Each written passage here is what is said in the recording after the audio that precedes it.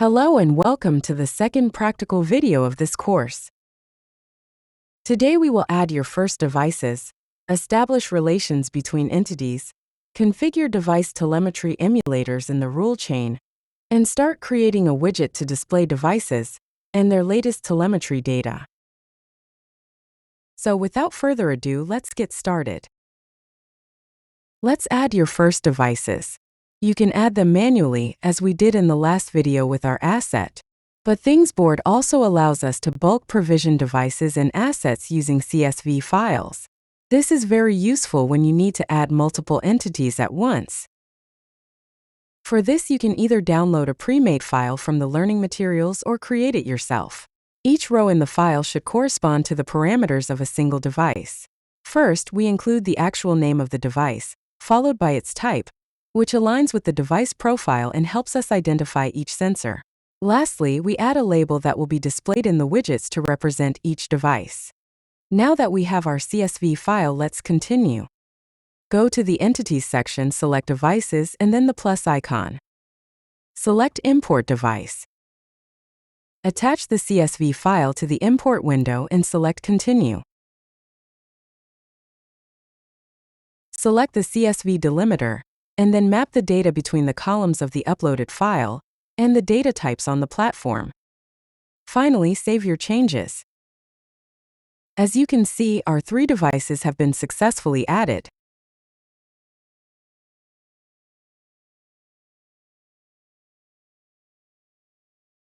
Now, let's indicate that our devices belong to Office A. For this, we need to add relations. So go to Assets, select Office A, and navigate to the Relations tab. Ensure the direction type is from, and select the plus icon. Select the device type and specify our 3 sensors in the list of entities.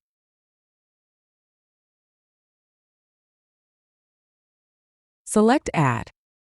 Your devices are now related to Office A.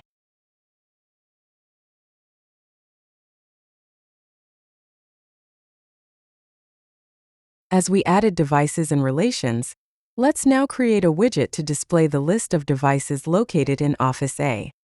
To do this, go back to our dashboard and enter the Edit mode. Select Add New Widget, find the table's widget bundle, and select the Entities table widget. Now we need to create an alias that will help us extract the data about our devices. For this, select Entity Alias and enter Office Sensors in the corresponding field. Select Create a new one. Select the device type filter and add our 3 sensor profiles to the appropriate field. Select Add. Now replace the key name with label and enter device name as its corresponding label. Change the card title to Office Sensors List. Then uncheck all buttons except Search in the Show Card Buttons section and select Add. Position and resize the widget to your liking. Afterward, save the dashboard.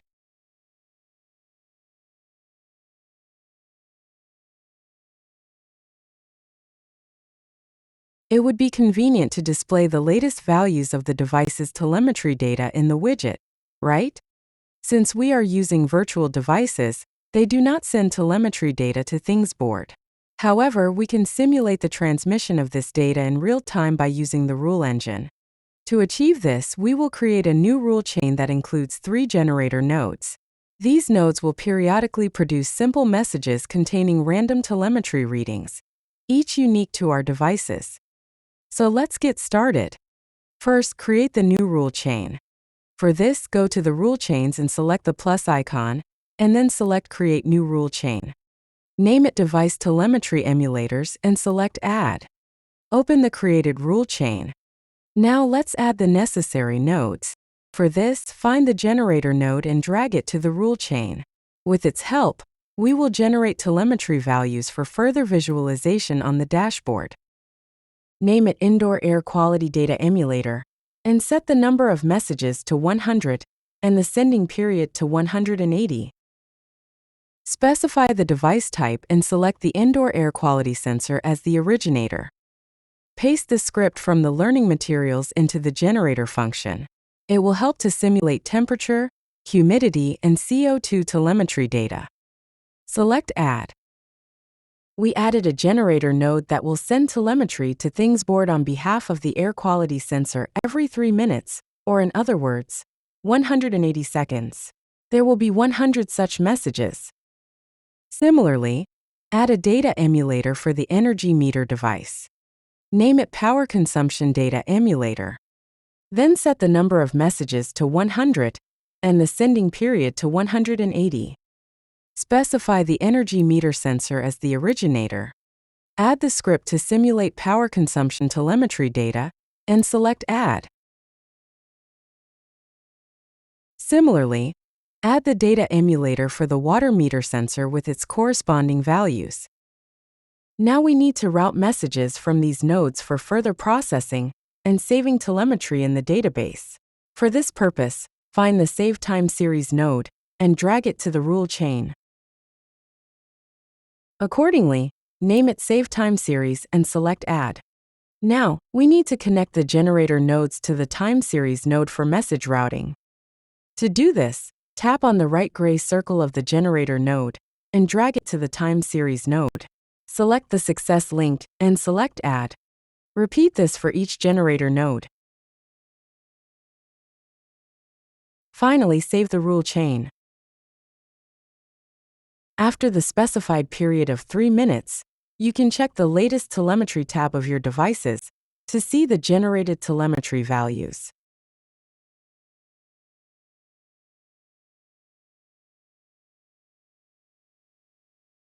Now that we receive telemetry data from the devices, we can display it on our widget.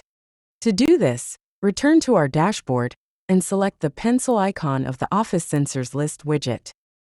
Add the columns for the CO2, humidity, power consumption,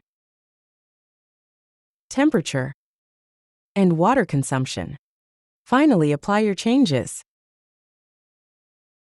As you can see, our widget now features all telemetry keys with their values chaotically distributed across the table. Let's combine multiple values into a single column to conveniently monitor each device's telemetry data. First, let's hide the unnecessary columns. To do this, select the gear icon next to the CO2 key. Select Hidden in the default column visibility menu, and then select Save. Similarly, hide all other columns except for the device name. Let's add a column that combines all the telemetry values. Accordingly, name it Telemetry Value and select the Time Series icon to add a new key. Add a space and sentence style capitalization to its label. Select the gear icon next to the Telemetry Value row and turn on the Use Cell Content function option. Insert the function from the learning materials into the corresponding field. This function will combine several telemetry columns into one for a single device. Finally, select Save. Let's now configure our columns to display the total amount of water and power consumption. To do this, select the pencil icon of the power consumption key. Select Sum as the aggregation function and save your changes. Change your label back to the previous one and repeat the same steps for the water consumption key.